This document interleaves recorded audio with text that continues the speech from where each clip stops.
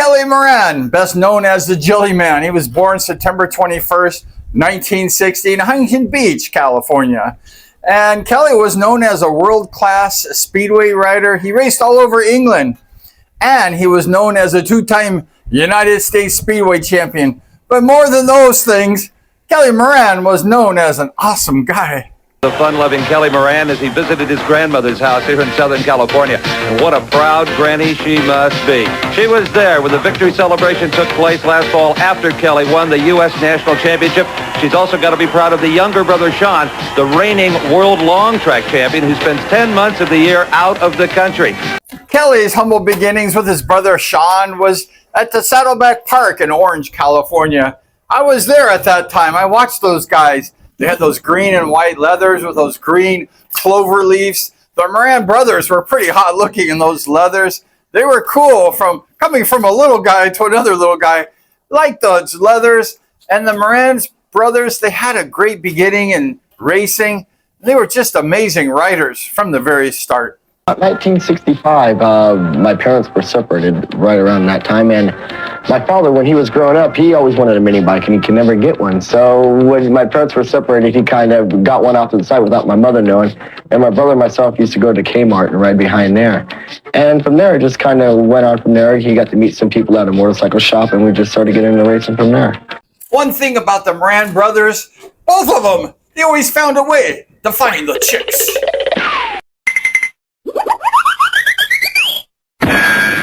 Kelly found his way to England because he was a good slider. He could race that bike.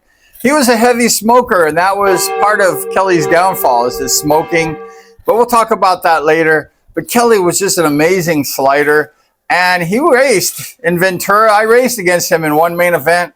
And when I saw Kelly, he was smoking, which is sad to say. But I was always nervous about that guy because I knew I had to go fast to beat Kelly Moran. But Kelly Moran, later on in the late 70s, he signed with the Hull Vikings. I believe he rode with the great late Ivan Major. And he was just an amazing rider. He rode for 6 British League teams. And he was just a consistently high point average guy. He rode balls out, wide open. He was just an amazing rider. And he just knew how to slide that Speedway bike. One thing about Kelly is he was consistent. He raced in 3 world championships. And on those 3 world championships, he got 4th place in the 3 world championships. That's a model of consistency. Kelly Moran just missed the podium by that much. But we all know that 4th place in the world championship, 3 in a row, that was pretty amazing. And he just had that gift from above. Actually, they call him the miracle worker. Well, you're kind of like a gunfighter in the Old West when you come into Costa Mesa wearing this number, the big number 1. Everybody's going to take a shot at you. And Kelly Moran, you know that's true tonight. Yeah, it's true, but it's opening night. We're just here really, I think, to give the fans a good show and try to get the pace going for the Spring Classic, you know. But, hell, being here tonight, it just really sets everybody on fire, you know. Kelly also raced in 6 World Team Cup races for the American team. And he won his first one in 1982. With Bruce Penhall, Bobby Schwartz, his brother, and Scott Autry. They had an amazing team. And Kelly Moran was a big part of that success. They won that cup for Denny Pyatt, who passed away in 1982. One particular rider that would like to beat you, he was the only one that got ahead of you at the national championship, is Bobby Schwartz, of course.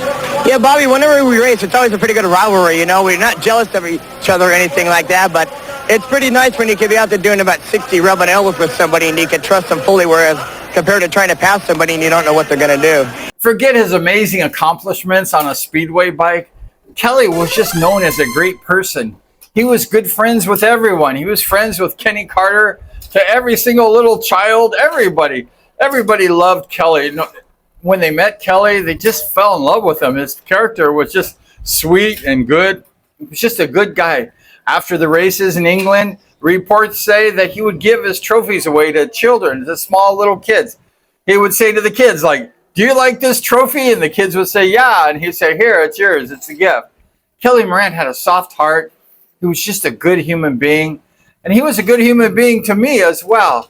I remember one time in 2008 when I was racing, Kelly Moran was in the pits. And he came up to me and he goes, "You know, Brian, you're my favorite racer. And I said, no, Kelly, I'm not your favorite. I'm not that good, dude. And he goes, no, I really think that you're great. And you're, out of all the racers here at the Speedway at Costa Mesa, you're my favorite racer.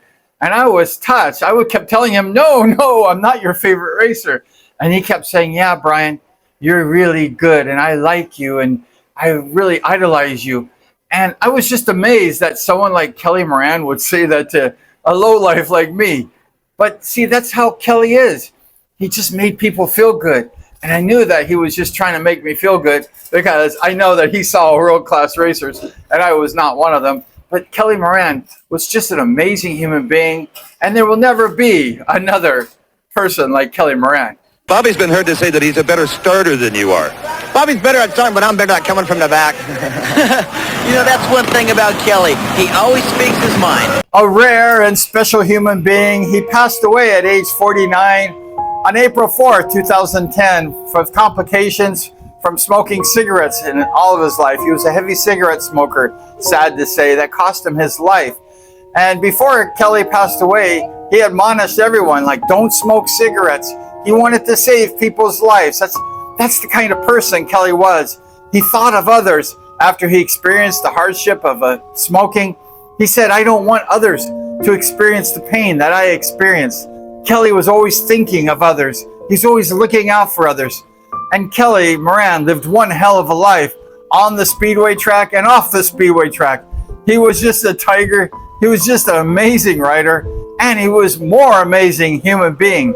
And we wish that Kelly would rest in peace.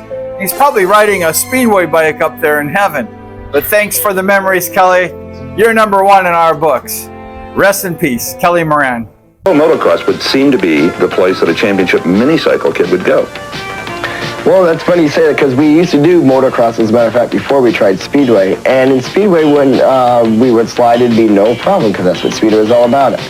I suppose in motocross, when we try sliding with our full leathers on and everything, we just wind up high-siding or low-siding it, you know? So we thought, we got to try something else. So my father said they had this motorcycle sport where the motorcycles like to slide to the left, and they had no brakes. So we went to Speedway one night, and after that, we were hooked. So that's really kind of neat, but that's why we don't do motocross. It's very hard to slide, and they do too many laps.